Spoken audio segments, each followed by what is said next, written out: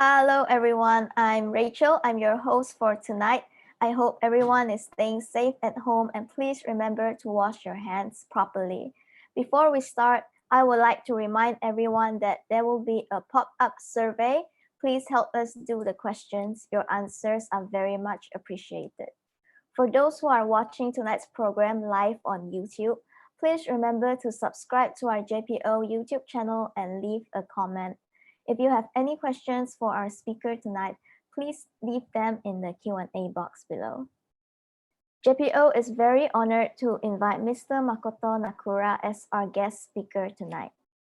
Marimbist Mr. Makoto Nakura is a musician whose artistry and astonishing virtuosity has been mesmerizing audiences for a quarter of a century. In 1994, Mr. Nakura moved from his native Japan to New York City, becoming the first marimbist to win first prize in the prestigious Young Concert Artist International auditions.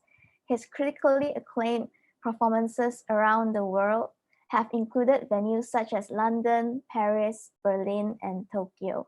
In the US, he performed with orchestras such as the New York Chamber Symphony, the Chicago Sinfonietta, and the Los Angeles Chamber and the Los Angeles Chamber Orchestra. As a recital soloist, he performed in Carnegie's Well Recital Hall and Washington's Kennedy Center. Mr. Nakura began to play the marimba at the age of 8. He earned both bachelor's and master's degree from Musashino College and continued his studies at the Royal Academy of Music in London, from which he was named an associate. His latest CD, Tears and Prayers, won the New Prominent Master Award from the Japan Association of Professional Recording Studios in 2019. Please welcome Mr. Nakura. Hello. Hi, Mr. Nakura. Hi, good morning here, good evening over there. Yeah, Mr. Nakura, can you tell us more about the video shown in the beginning?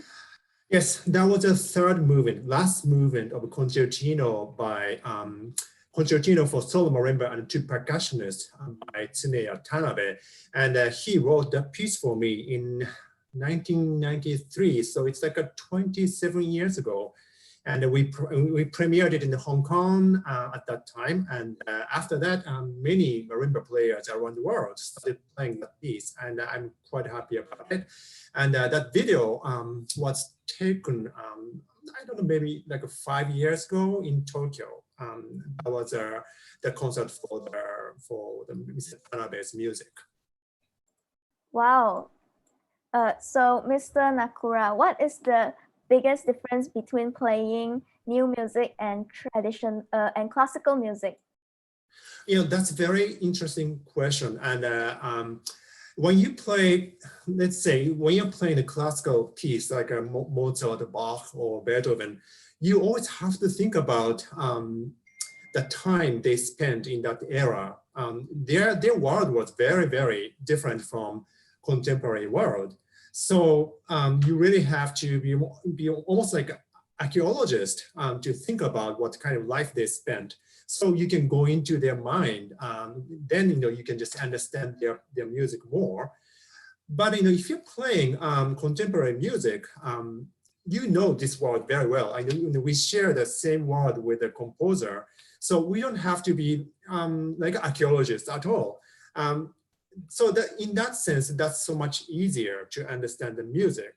But another difference between playing the classical works and also new music is I just find it quite interesting because when I play, let's say, Mozart music, I just feel like Mozart's part is much larger than my part.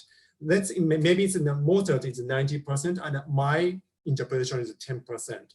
But when you play the contemporary music, that percentage is very different. The balance between the composer and performer are very different, I find. Sometimes, performance percentage goes up to 50%. And then oftentimes, composer write new piece for me. And I just start talking about the music from the beginning even before they start writing the music. In that case, my input becomes a major part of that music. So in that case, I think my part might become more than 50%. And you don't do that for Beethoven's music. So Yeah. that's a huge difference between when you play contemporary music versus when you play classical music. Okay, thank you, Mr. Nakura. So what is the difference between music culture in Japan and America, since now you live in America? Yes, I moved to the US in 1997. So it's more than, it's been like 23 years, I have been living in New York. So before that, I was living in Tokyo, and I was doing my own freelance work as a percussionist. And I was playing for the orchestra as an extra member, but I really wanted to do solo marimba work. And it was very difficult for me to do that at that time in Tokyo and in Japan.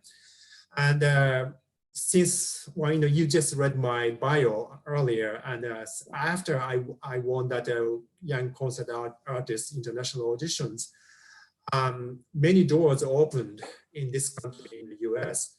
And I played for many audience all over the country, also many other countries too. So for me, when I came here, the US was the place I can just achieve my goal here. And that was wonderful. I was flying so much, and I gave lots of concerts, and I met lots of people. That was really wonderful. But at the same time, the audience here is aging quite a lot. So when you go to classical music concert, particularly chamber music concert, you hear lots of gray hair in the audience, and we don't see many young people in the audience. And if you see, this is a very funny thing. If you see young people, they are almost always Asian. So I know that music schools in the U.S., like Juilliard School or Eastman or Curtis, they have many Asian students, many Chinese students and Korean students. Not Japanese students anymore, but they have many Asian students and who want to study Western classical music. And so that's a very interesting phenomenon in the US. Then, when I was talking to my manager in Japan, they were saying, although the number of audience is not that huge, classical music audience is not that huge, but still they do not decrease for some reason. It's almost, the number is almost like a constant. So that's a very different kind of things from the US. And everyone in the US is worried about maybe the classical music audience will die out pretty soon, and then who is going to listen to this kind of music in 20 years or 30 years. So that's a kind of interesting contrast between Japan and the US. Oh, I see. So for audiences, if you have any question for Mr. Nakura, you can leave them in the Q&A box below. So Mr. Nakura, do you play the piano? And I do, yes. I started playing the piano when it was right soon after I started playing the marimba. My mother is a pianist. She is an amateur pianist, and she always played the piano for me even when I was very little. But I was kind of running away from her. She was trying to teach me how to play the piano, but I was kind of running away. But I know right after I started playing the marimba, I really wanted to study the piano as well. So I started quite early, maybe like when I was 9, 10, I started playing the piano. Oh, then will you recommend marimba players to learn the piano? Absolutely, and not only for the marimba players, I think all the musicians need to learn how to play the piano. And the piano is kind of rare instrument. You can play the harmony and the counterpoint by yourself. And if you're like a flute player or if you're a violin player, you can only play one line of music, but if you're a pianist, you can play many lines at the same time, as well as you can also play the harmony. So that's a very different kind of music making. And I think all the musicians should know how to do things like that. Okay, thank you, Mr. Nakura. So when playing in orchestras and playing solos, the sound of the marimba required is different. Why is that, and what is the difference? That's like another interesting question I find. When marimba is not used in orchestra so much. Like Okay. well, xylophone is used in the orchestra quite a lot. Like maybe you can just imagine something like Saber Dance by Hachatorian, or that kind of piece. And xylophone is used in orchestra for many years. So people are used to hearing the xylophone sound in the orchestra. But when it comes to marimba, we don't find marimba part in the orchestra so much. And only recently contemporary composers started using the marimba in the orchestra. So in the orchestra, if the marimba is used in the orchestra, I think it's a kind of supplement to the xylophone sound. We don't have to make very bright, hard sound, because the xylophone is already there in the orchestra.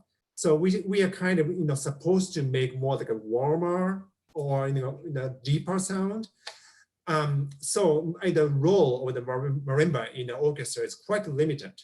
But when you play the solo, it's very different story. You have to play an whole night of recital, which is like in 2 hours. So you have to make very different sound. Otherwise, the audience might get bored. So you have to make sound from very deep and soft to very bright and sharp. So you can express many different kind of music by yourself, only by yourself. So maybe that's why you find the sound of the marimba is very different when you hear it in the orchestra or when you hear it in a solo setting. Oh, okay, I see. So how do you choose your mallets? I have so many mallets. Maybe I have like about 500 mallets at home.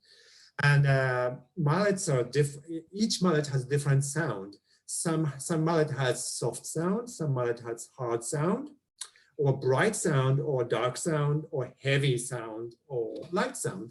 So I change my mallets depends on what kind of piece I play. So if I want to play something really smooth and quiet, maybe I'll use heavy and soft mallet. But when I play something very athletic, very fast and loud, maybe I'll use lighter and harder mallets. So it really depends on what kind of sound you want to make for a particular piece. Also, it seemed quite interesting to hear the mallet in a big hall versus you hear the same mallet in a very small practice room. They sound very different. So when I go to my concert, I will always bring lots of mallets with me, and at the dress rehearsal, I try to choose what is the best sound for this big space. So I cannot decide what kind of mallet I use in my practice studio. I always have to decide it right before the concert at the dress rehearsal. Okay, so it depends on the venue and the type of song when you choose your mallet, right? Yeah, exactly. Some hall has a wood wall, some hall has a more like a concrete wall, and it makes very different kind of acoustics. So I tend to change my mallets. Depends on what kind of acoustics the hall itself has. Okay. So does the marimba need maintenance? How do you maintain it? Well, marimba is quite easy to maintain. You just have to dust it basically, and and for the bars, I do not want to touch it with my hands because our hands has some kind of oil, so it will damage the lacquer of the wood. So I do not touch my with my hands, but otherwise I just dust it. And then sometimes, those tubes under the bars are called resonators to make an echo from the of the sound from the bars. And the resonator sometimes accumulate dust from the yarns of the mallets. When I practice, those yarns, become thin and it becomes deteriorated. So sometimes all those little particles from the yarns goes into the resonator. So sometimes I have to use a vacuum cleaner to clean the tubes and the resonators. That's about it. Okay, thank you. Does the material of the resonator play a big part in the sound produced by the marimba? Yes. Today's marimba, the resonators are almost always made with aluminum alloy because it's very practical. It's much lighter than other materials, other metals. But I know many years ago, in the early 20th centuries, people are experimenting with different kind of metals, and one of the metal they used was brass, brass instrument, just same kind of brass. Brass resonates by itself quite a lot. So when you play the marimba with brass resonators, it sounds very different. It has much it's an extra echo from the brass itself. So it's very interesting, but brass is very heavy. And we, marimba players, we have to bring around the marimba quite a lot. So compared to the aluminum resonators, brass resonators, and they are so heavy. So it's not practical. And particularly today's marimba are much bigger than marimbas they used to use like 50, 60 years ago. It used to be like 4 octaves, but now we have 5-octave marimbas. So it's much larger. Therefore, resonators are much longer and it becomes heavy anyway. So we want to choose lighter material, which is much more practical to when you think about moving around, transporting the marimba. So we use aluminum alloy, although maybe brass might sound a little different, maybe better. Lots of people say it's a little better than aluminum. And another thing, just one more thing, marimba is used in Latin American country quite a lot as a folk instrument. Countries like Mexico or Guatemala, they make their resonators with wood. So that's a very different things too. When you make the resonators with wood, it's not in a tube shape. They use some kind of square pipes. It's not, you can imagine it's difficult to make a round pipe with wood. So they make a kind of square or oblong kind of shape of resonators with wood. So they have a little warmer sound, I understand. Okay. So JPO has been doing various programs such as outreach programs and this MCO broadcast program. What do you think of the programs which JPO has done? Oh, this is excellent. Particularly, everyone is having such a difficult time because of the COVID-19, and lots of people are staying home, and we cannot give any concerts. And we always want to connect with our audience or friends or acquaintance. So this is a wonderful way to connect with my audience, and I'm very grateful to have this opportunity today to talk to you and many people. So this is wonderful. And besides that, I think doing the outreach activities is a very important thing. And I have done so many outreach activities, and I have been to like 41 states out of the 50 states in the US, and I have visited very small towns and the villages, where they have never seen Japanese person, and uh, they only know about Japan because of the cars like a Toyota and the Nissan and also like a Sony electric products, Yeah. but they had never seen any Japanese person in that kind of small villages. So I played for elementary school kids, kindergarten kids, and also I have visited many senior facilities like nursing homes, and I played for older people, and that's one way of make classical music survive for the next generations too. So we take it very, very seriously, and I'm still doing that kind of things quite a lot. And whenever I go back to Japan, I try to visit some elementary school and play for the elementary school students too. Oh, thank you so much, Mr. Nakura. So before we move on to the Q&A section, I would like to remind everyone to leave your questions below in the Q&A box. So here we have a question from an anonymous person. Do you have a special team to help you to carry your own marimba to every different performance venue?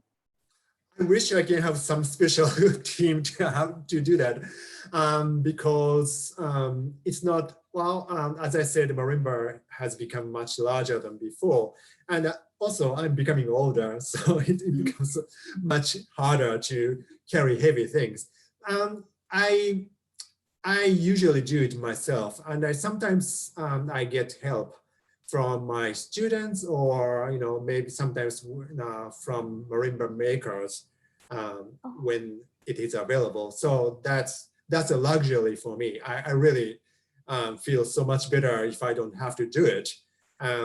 Driving to some place and unloading the marimba and setting up the marimba, and then I have to do the rehearsal and the concert. Then you have to pack the marimba and the same thing again. So I really wish I can have a dedicated team of marimba transporter.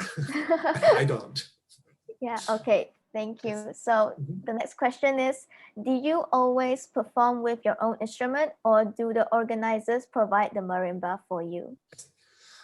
If it's in a driving range from New York where I live, I drive with my own marimba. But US is huge. So if I have a concert in California, on the West Coast, naturally it is not practical to drive to there or fly with the instrument. So I try to find a local instrument. And when I started performing in this country, which is like 25, nearly 30 years ago, it was harder to find a marimba, concert marimba, wherever I go. So I needed to ask like a college or some kind of school, music school, to let me use their instrument. But if I go to the big cities in the US, I often find percussion rental companies these days. So I can rent a marimba locally. So in that case, I think it's almost like a same situation as a pianist. Pianists always have to use almost always have to use the piano over the concert hall, unless you're like Horowitz. So. Okay. Yeah. So does the marimba provided by the organizers, how do you like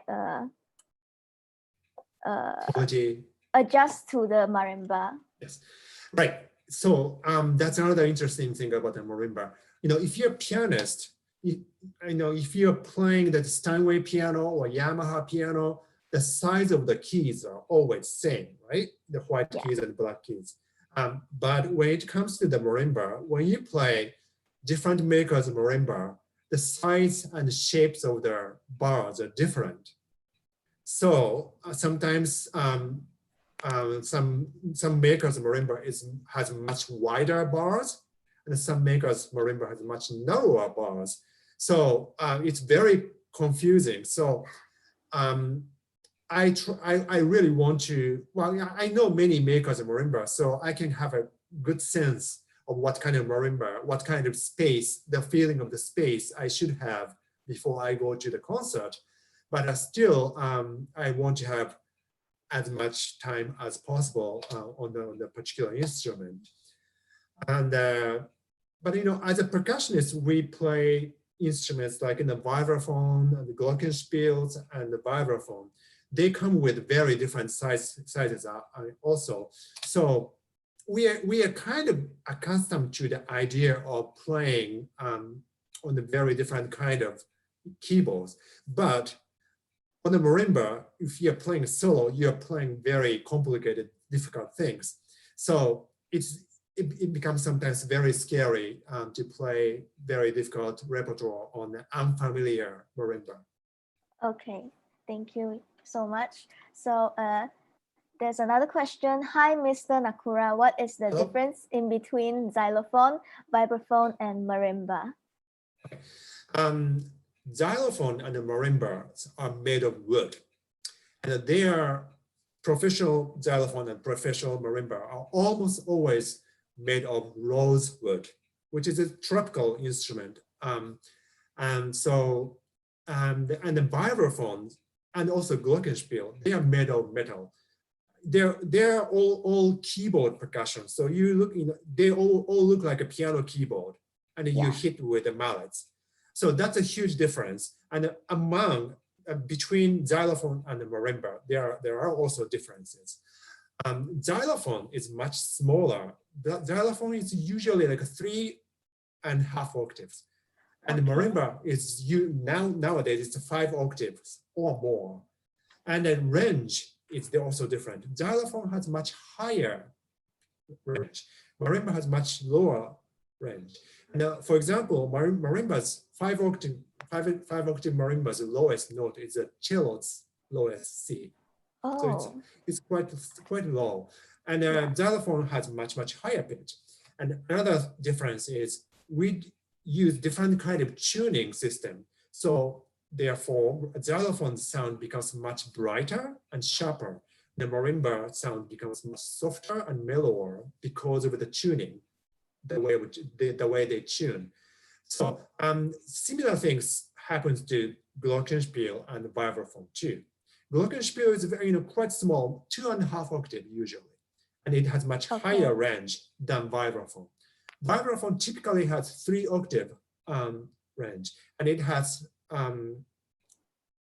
lower range. And the lowest vibraphone sound is F, which is almost one note below violin's G. So and then it goes up to 3 octave to the F. That's a kind of similar relationship between xylophone and the marimba and the glockenspiel and the vibraphone. Okay. The next question is, do you have any problem practicing marimba at home? Yes, that has been the problem in entire life. I grew up in an apartment building in Japan, and I was practicing at home with my parents, and my neighbor really didn't like the sound I was making. So that was always a problem. And so only time I was fine was when I was practicing at the music school, actually, up until like a few years ago. So now I have a little small practice room in my apartment in New York. So it's a semi soundproofed, so I can practice there. And my neighbors are very nice, so I didn't complain about my practice now. But maybe marimba is quite loud, much louder than maybe like a flute or perhaps violin. Maybe it's as loud as grand piano. So I'm sure lots of marimba players are having the same kind of problem, and we really have to find a way. And it's not easy to find a way like that. Okay. So next we have a question from Zhong Yue Hong. How can we hit each notes accurately when playing 2 or more notes at the same time? Well, practice. I know you have to understand the structure of music very well. That's first thing. And then you really have to practice. And marimba is a very physical instrument, as you can see. So the angle of your body contribute to the factor if you can hit the right note or not as well. So you really have to think about how you use entire body as well. Then maybe you can hit the right note much more often. And apart from that, I just have to say, practice, practice. Okay, but a lot of students, they don't have their own marimbas at home. How can they practice at home? That's very hard. I don't know the answer for that. I hope your schools will let you practice, and that's the only way to improve your skill. And another thing is, lots of young students try to play whole piece at once. But, you just have to pay attention to small, maybe small section of the piece. And you have to repeat small section many, many times. That's a way to improve your skill. And if you're just playing the entire piece all the time, you just try to ignore little mistakes you make. So pay attention to the wrong notes you hit, and try to repeat small sections many, many times. That's the only way to improve your skills. Okay, thank you, Mr. Nakura. The next question is, what is the most mallets that you ever used to perform a piece? Well, you can hold 3 mallets at once. But I know it's very limited technique. When you're holding 4, 2 each, it's almost like chopsticks. You can just move it very easily. So you can take any kind of intervals with the 4 mallets. But when you hold 3 in the one hand, I should have brought my mallets so I can just demonstrate to you. I don't have my mallets around me here, but 2 of them I cannot move. So it's very limited. But I know it looks really visually, it's stunning when you're holding 6 mallets. So lots of people try to do that. Lots of composers try to write piece for 6 mallets. But musically speaking, it's not very, I haven't seen a wonderful, great piece using 6 mallets quite yet. But in the visually or theatrically, it's stunning to look at. Okay, so the next question is from Dexter Jung. Why would you choose to play the marimba instead of other percussion instruments? When I was a 3rd grade student, 9 years old, I heard the sound of marimba and I fell in love with that. And since then, I really wanted to become a solo marimba player. Although I play many, orchestra percussion instrument, but that marimba has been my love, and I just want to express everything on the marimba. That's why I play solo marimba. Okay. So, what are the main things that we need to know as a mallet player? When you say mallet player, I think this person means mallet player in an orchestra or like a group setting. If you're playing in the orchestra, you really have to know what kind of sound you're supposed to make in a big group, and what kind of role you have at that point of the music too. So choice of the mallet is very important in that kind of big group, and you really have and again, and also if you're playing xylophone or glockenspiel in an orchestra or big group, you really have to pay lots of attention about the timing. And sometimes glockenspiel has a unison part with a flute or piccolo, and you really have to pay attention to synchronize with them very well. sometimes, you are too late.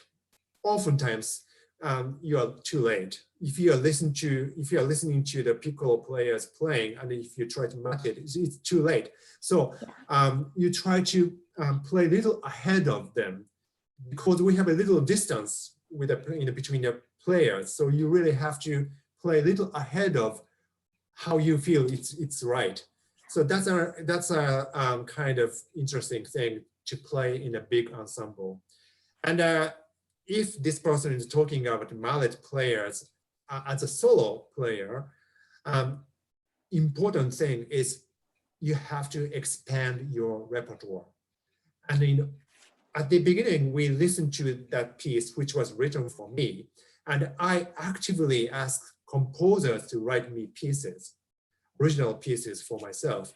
And that's the only way to expand the repertoire for mallet instruments, because marimba, the history of marimba is very short. The very first original work for marimba was written in 1940, which is only like 80 years ago. So we don't have any pieces written by famous composers like Mozart or Beethoven. So we don't have many pieces to play. We can still transcribe pieces from the pieces for other instrument. So I sometimes play, I often play Bach's music on the marimba. But more importantly, you really have to create new repertoire for the marimba. And I have lots of composer friends, and I keep asking them to write new music for me. That's a very important thing to do. Okay, thank you, Mr. Nakura. So the next question is, hi, Mr. Nakura. Hello? How do you sustain long notes? Do you hit only once, or do you play with a roll? How do you decide, and does the speed of the roll matter a lot? That's a very good question. Yes, marimba sound decays very quickly. So when you want to make a long sound, you have to use tremolos or roll. There's same thing. It's basically alternative notes, very quiet, very fast alternative notes with both hands. And sometimes composers specify this note should be tremoloed. But sometimes you have to decide which notes you want to make a tremolos too, particularly when you're playing the transcriptions. So naturally, longer notes, if you see like a whole note in a very slow movement, you have to make a tremolo. You have to play with a tremolo. But if it's a fast piece and even like a half note, maybe sometimes you don't want to play with a tremolo. So it's really, you really have to observe the context of the music. Sometimes it's better, sometimes it works better without having the tremolo as well. So, and another thing you asked me was the speed of the tremolos. So the alternation is not only one speed. It's sometimes you make a slower alternations. Sometimes you make a very fast alternation. So it's really depends on the musical context too. You really have to be creative and flexible about that too. So I often tell my students about the speed of their tremolos as well because of the context of the music. Okay, so the next question is, are there exams for marimba like the piano? When you go to the school, like a music conservatory, of course you have exams, and like from my experience, in my school in Tokyo, we had exams twice a year, performance exams twice a year. So yes, we needed to play certain amount of music for that. So for us as professional performers, we have lots of concerts. So it's not an exam,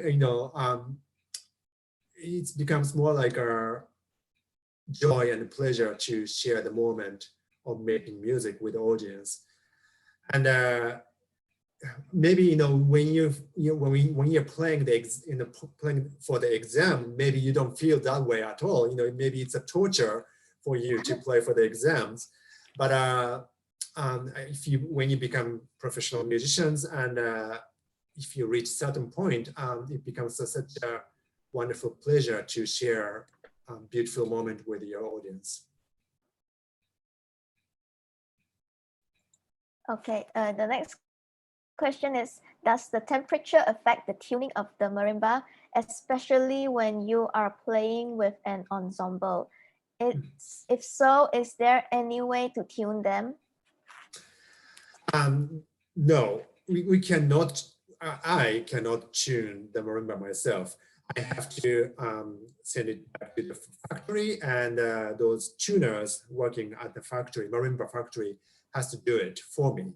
They just basically use sandpaper kind of things on the other side of the bars, and depends on where you apply the sandpaper, you can make the sound higher or lower, or you can just make a different kind of timbre by manipulating the overtones too. So I cannot do that myself. And the first question on the temperature, yes. It's very tricky on the marimba because the bars are made of wood, and bars, if the temperature goes up, bars expand, so it becomes flat.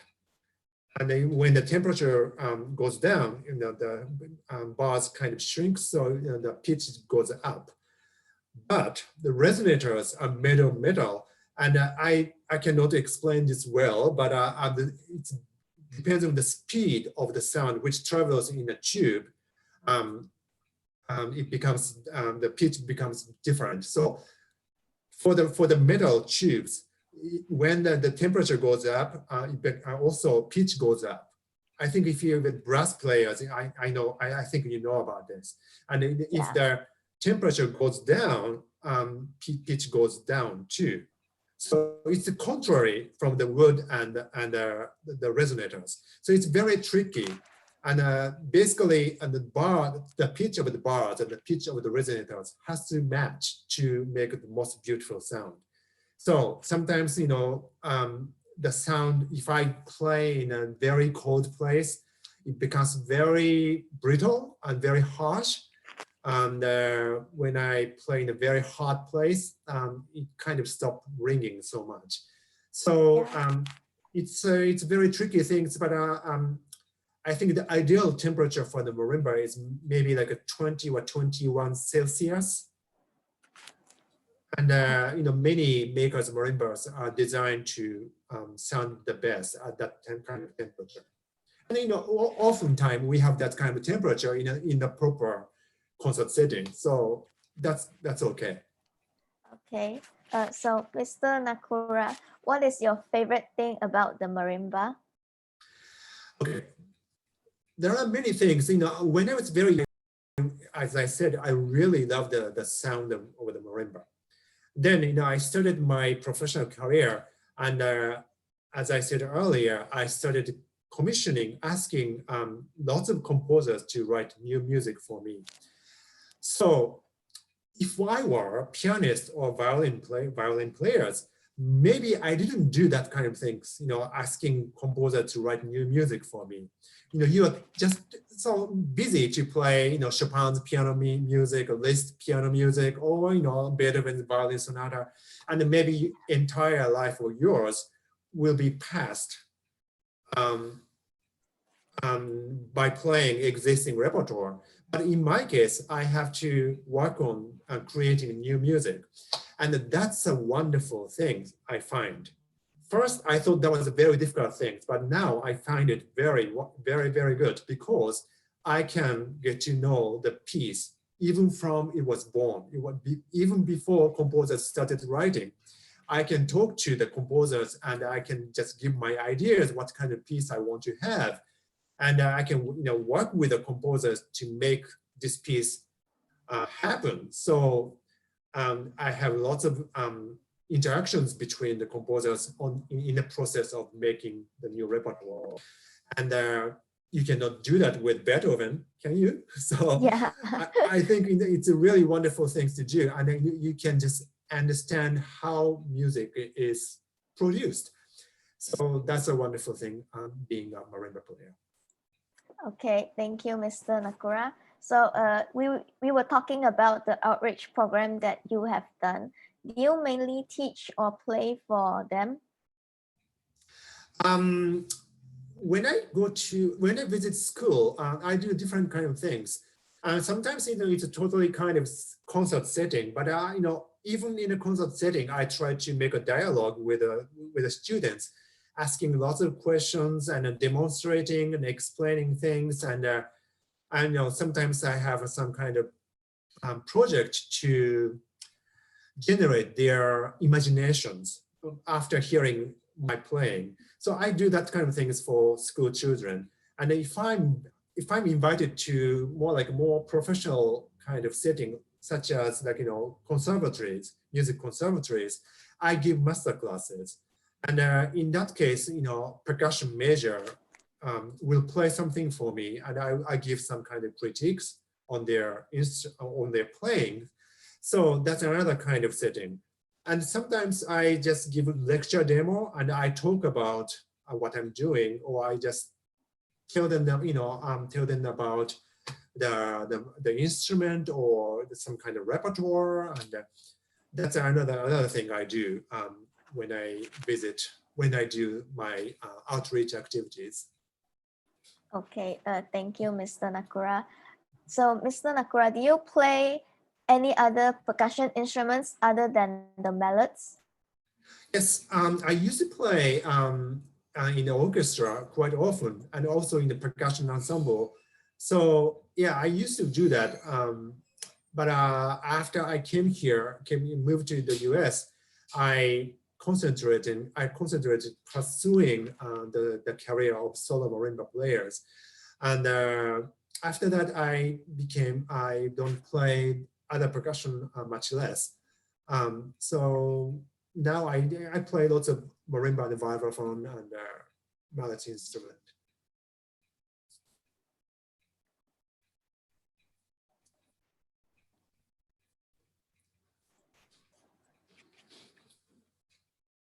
Yeah, okay. So other than rosewood, are there any other wood type that produces better sound in marimba?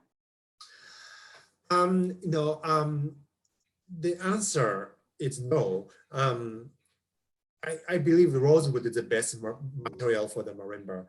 And I know many makers try to make the marimba with synthetic materials now. And some has very decent sound, and and they don't get affected with temperature or humidities at all because they're basically plastics. So I know more, and the rosewood is becoming like endangered species now. Oh. So it's becoming much harder to get a very good rosewood. So I hear marimba makers are kind of struggling to get rosewood for their productions. So we have to do something about it. But at this moment, the best sounding wood is rosewood. And for the instrument for the beginners, I know that they make marimba with a different kind of wood, but those wood has to be hard enough, dense enough, and heavy enough to make a good sound.